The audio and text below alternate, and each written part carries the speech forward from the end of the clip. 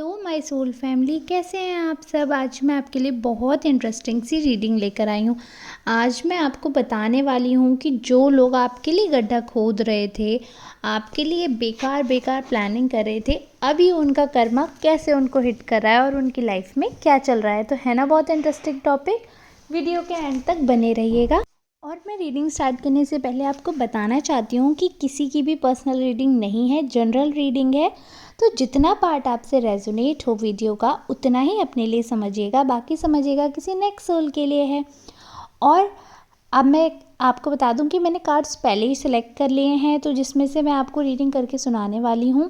अगर आप नए हैं तो प्लीज़ मेरे चैनल को सब्सक्राइब करिएगा। और मैं जेंडर वाइज रीडिंग नहीं करती, यानी कि आप मेल फीमेल ट्रांस किसी भी कैटेगरी के हैं तो आप मुझे फॉलो कर सकते हैं, क्योंकि ये रीडिंग आपके लिए हो सकती है। बस आपको एक काम करना है, कमेंट्स में अपनी एनर्जी मुझ तक भेजनी है, ताकि आपकी एनर्जी पिक करके मैं रीडिंग लाऊं, ताकि 100% रीडिंग आपसे रेजोनेट हो।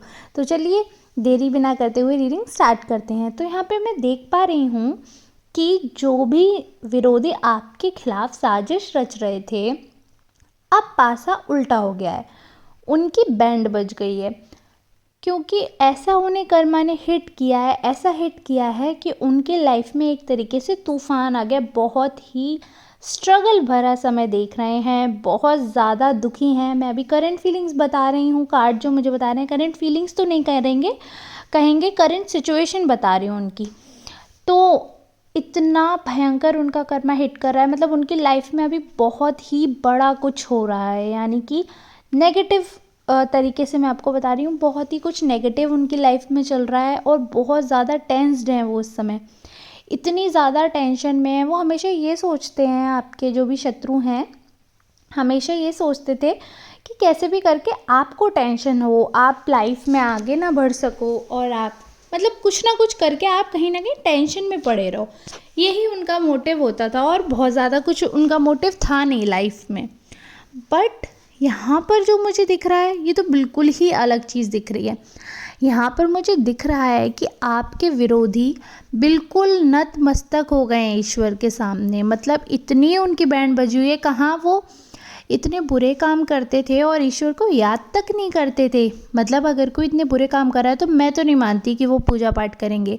पूजा पाठ का ढोंग ही कर सकते हैं, क्योंकि जो पूजा पाठ में बिल्कुल मतलब ईश्वर में जो रत्ती भर भी विश्वास रखेगा ना, वो किसी दूसरे का बुरा नहीं चाह सकता। अगर आप अच्छा नहीं चाह सकते हो, अच्छा सब अपना ही चाहते हैं, दूसरे की दुआ मांगने का समय किस पर है। बहुत अच्छे लोग होते हैं जो कि दूसरों के लिए भी दुआ करते हैं।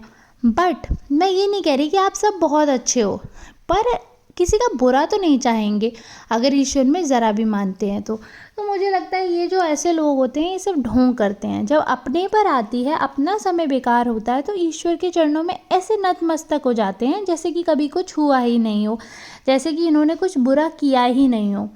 और ईश्वर, हमें ऐसा लगता है कि ईश्वर इन पे कृपा भी कर देते हैं, बट ऐसा नहीं है। इस बार ऐसा नहीं है। इस बार ईश्वर की कोई कृपा दृष्टि नहीं दिख रही है। बिल्कुल बंधे हुए हैं ये, बिल्कुल फंसे हुए हैं, और मतलब हर तरीके से इनको नुकसान हो रहा है। बहुत बड़ा धोखा मिला है इन्हें। इन्होंने किसी एक ऐसे पर्सन पर ट्रस्ट किया जिसने इनको बहुत ही अच्छे से, मतलब बहुत ही अच्छे से इनका दिल तोड़ा है। बहुत ज़्यादा मतलब अपसेट हैं ये, और बहुत ही ज़्यादा बुरा हुआ है इनके साथ। और यहाँ पे मुझे ये भी दिख रहा है, मतलब ये जो पर्सन है ना, बहुत ही यूनिक कैटेगरी है। मतलब कितना भी दुख हो ना, कहते हैं ना रस्सी जल गई बल नहीं गया, तो ये इस इंसान का ये है।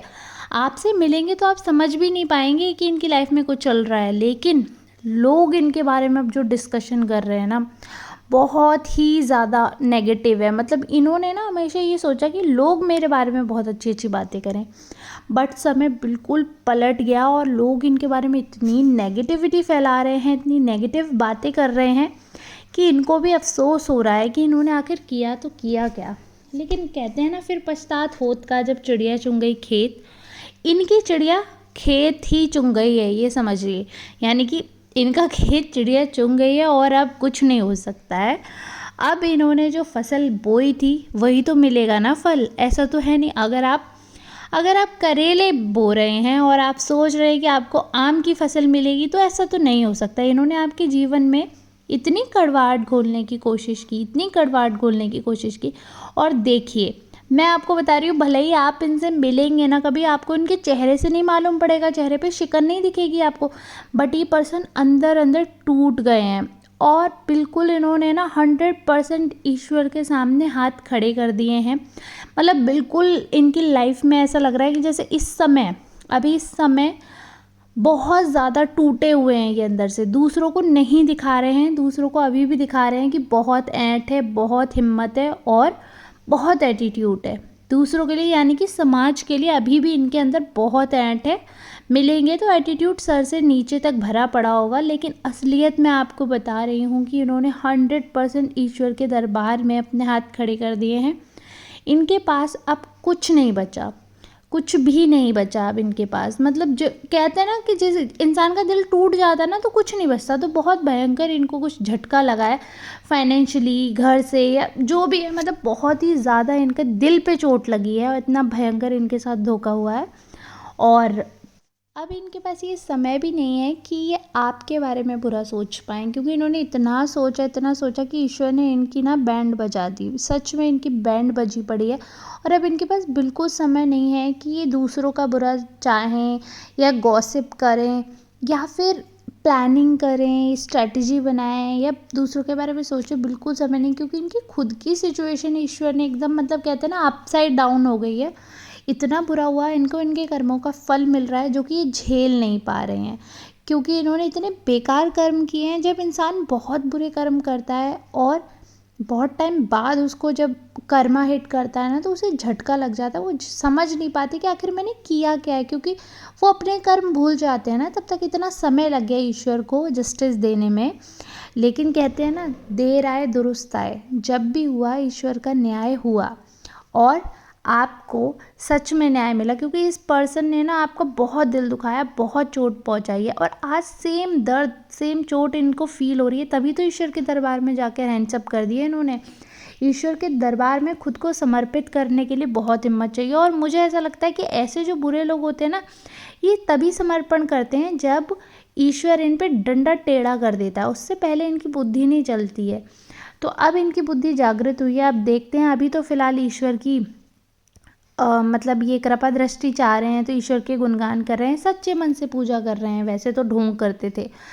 तो हमें क्या करना, देर आए दुरुस्त आए, अच्छे से रह रहे हैं तो अच्छे से रहें, लेकिन आपको ऐसे लोगों से जिन्होंने एक बार धोखा दिया, इनसे हमेशा के लिए दूरी बनाकर रखनी है। ये चीज़ हमेशा याद रखिएगा।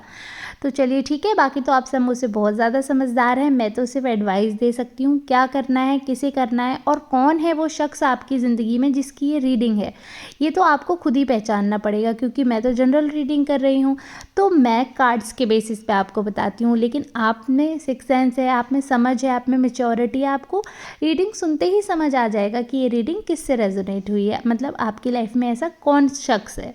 तो चलिए मिलते हैं नेक्स्ट रीडिंग में, तब तक के लिए आप सबका धन्यवाद। लेकिन हाँ, प्लीज़ लाइक कमेंट शेयर करना ना भूलें। और हैप्पी दिवाली मेरी तरफ से आप सबको। ईश्वर करे आपकी बहुत अच्छी दिवाली मिले बने और आप सबका दिन बहुत शुभ रहे। अपनी दुआ में याद रखिएगा। धन्यवाद।